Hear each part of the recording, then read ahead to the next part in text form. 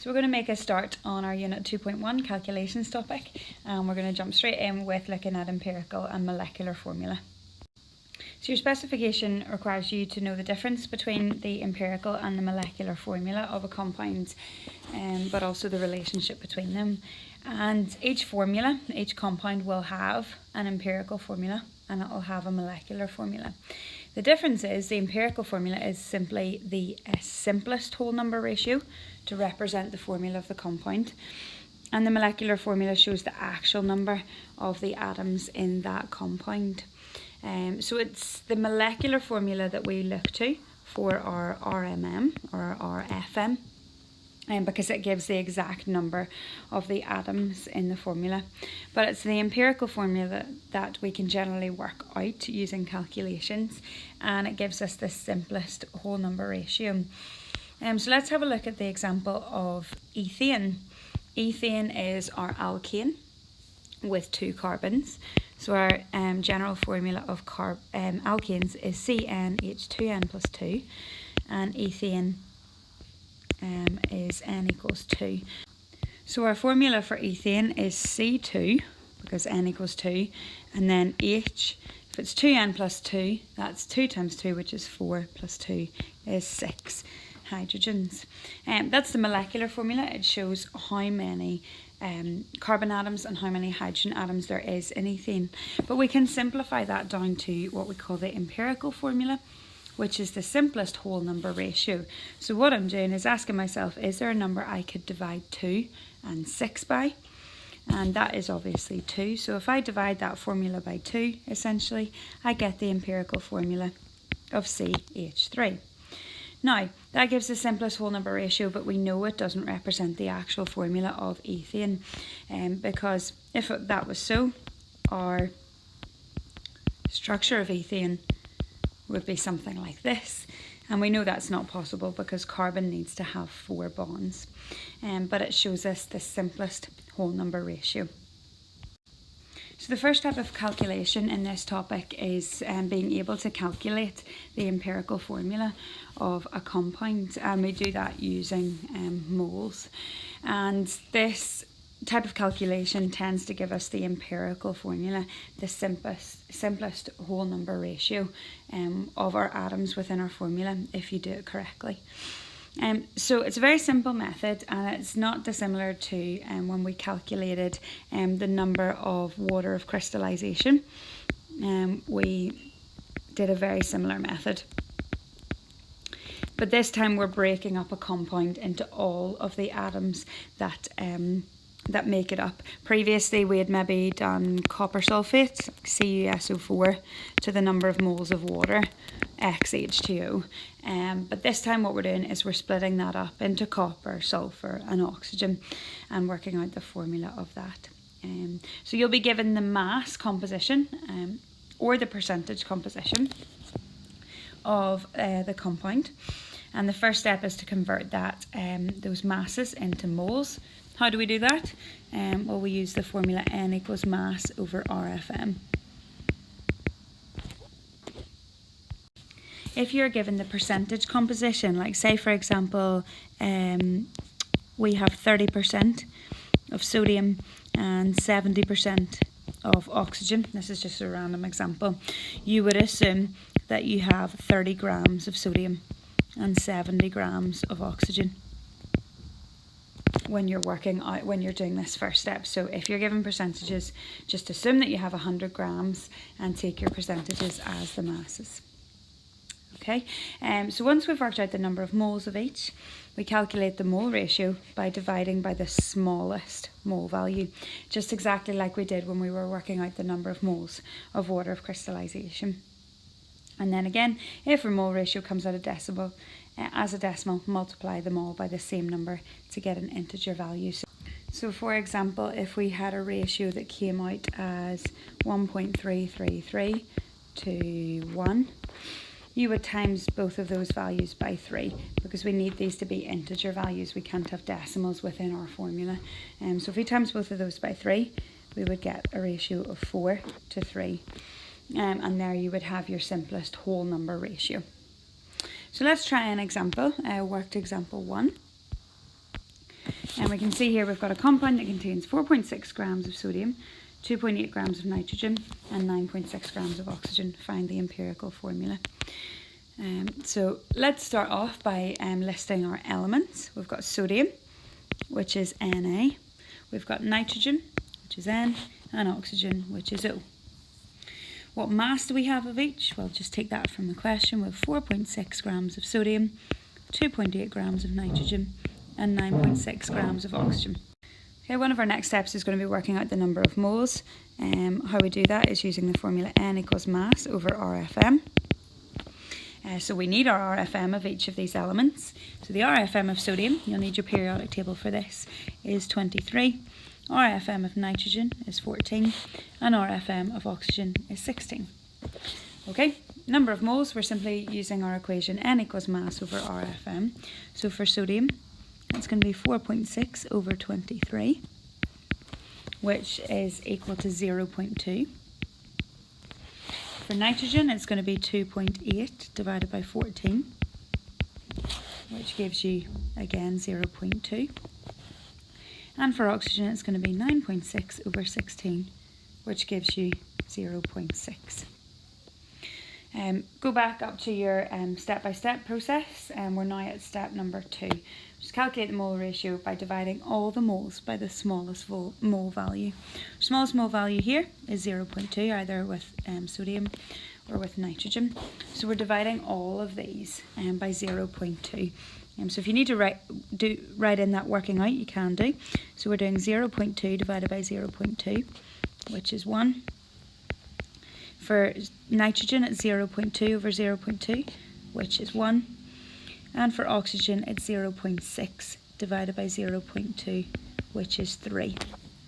Therefore, our formula is Na1 essentially, but we don't need to include the 1. N1 essentially, but we don't need to include the 1. And O3, because there's 3 oxygens. If you feel happy with that method, you could give worked example 2 and worked example 3 a go. If you'd like me to go through one more example, you can keep watching. But if not, pause the video, give them a go, and then check to see if you've got the right answer.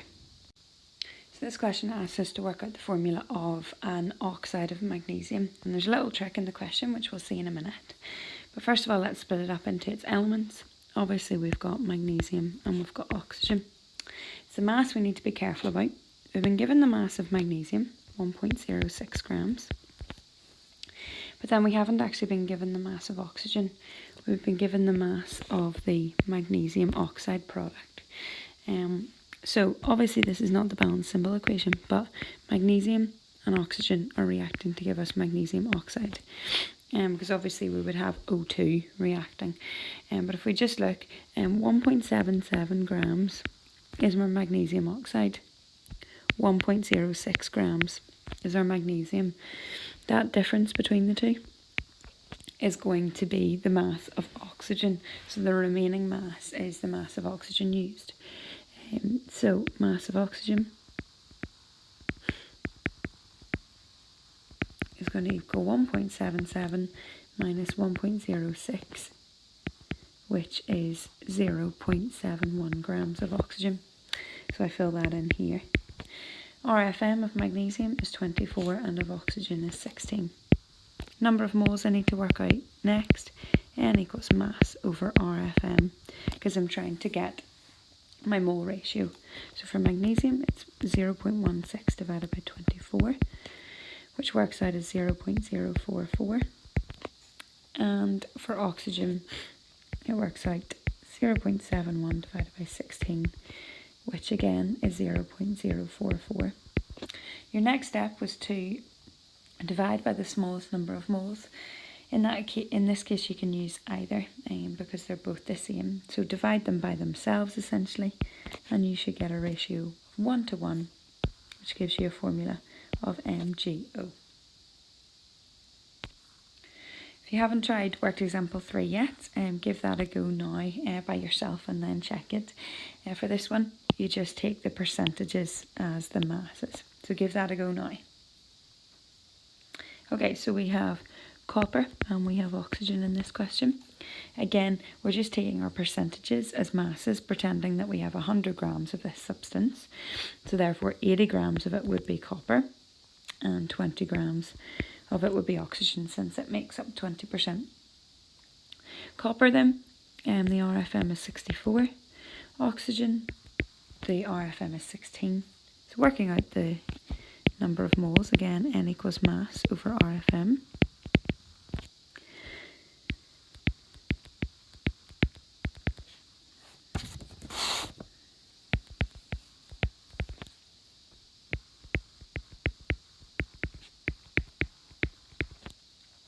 Okay, so you can see that our number of moles, again, is the same.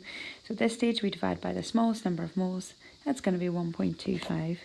So our ratio, again, is 1 to 1. So our formula is just CuO. Over in the next page are some more practices of these questions. You should take some file paper and try exercise 1. So this next section allows you to calculate the molecular formula for a compound, because up to now we've been calculating the empirical formula. So the first step is what we've just been doing, of calculating the empirical formula. We then need to work out the mass of that formula. So say, for example, it works out as magnesium oxide, one of our MgO, one of our last examples. Our empirical formula mass would be 24 plus 16, which gives us 40. So the mass of that formula, essentially. You will then be given the molar mass of the molecular formula, so that, in other words, the mass of the molecular formula. You calculate a ratio, and you do that by taking the molar mass and dividing by the empirical formula mass. And then you multiply everything back in the empirical formula by this number. Best looked at in terms, or with an example. So we've got here, the empirical formula of a compound is CH, so actually we don't need to do step number 1, that's already been done for us. The molar mass is 78 grams per mole. What is the molecular formula of the compound? Okay, so the empirical formula is CH. The empirical formula mass, well, carbon is 12, hydrogen is 1, so empirical formula mass is 13. Don't need to worry too much about units. We could use the units grams per mole like they have used with the molar mass. But we'll just leave that out for now because they end up being the same units. We've been told in the question that the molar mass is 78. Step 3 is to calculate the molar mass to empirical mass formula. So we do that by simply dividing the molar mass by the empirical formula mass. You can see that our molar mass is 78. That's the mass of the molecular formula. And we divide that by the empirical formula mass, which is 13. That gives us a ratio of 6. And then step 4 is to multiply the empirical formula by that ratio. So the molecular formula is going to be CH, our empirical formula, times by 6. That means now instead of 1 carbon we have 6, and 1 hydrogen we have 6. So our molecular formula is C6H6. Let's try one more example, and this example requires us to calculate the empirical formula first. So we are going to start at step 1 this time. So we have carbon and we have hydrogen in this molecule. You can see that we have 86% or 86 grams of carbon and 14% or 14 grams of hydrogen. The RFM of carbon is 12 and the RFM of hydrogen is 1. So when we're working out the number of moles, it's N equals mass over RFM. So for carbon, we have 86 over 12, which gives us 7.16 recurring. And then for hydrogen, we have 14 over 1, which is 14. Mole ratio, we divide through by the smallest number of moles. In this case is carbon, and that will give us a ratio of roughly 1 to 2. So our empirical formula is CH2. Step 2 is to calculate our empirical formula mass. So I'll just abbreviate that to EF. Empirical formula mass is going to be 12 plus 2 times our hydrogen. It's going to give us a total of 14. We can see that our molecular formula mass is 28, given to us in the question. So step number 3 is to calculate the ratio of your molecular formula mass to empirical formula mass. And we do that by taking the molecular formula mass and dividing it by the empirical formula mass. In this case, that's going to be 28 over 14, which is 2. So I simply need to multiply my empirical formula by that ratio. Step 4, the molecular formula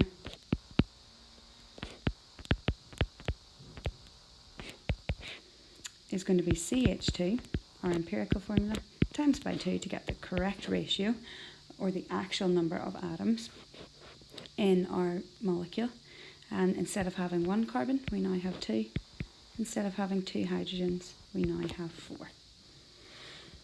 So that's the end of this section, looking at empirical formula and molecular formula.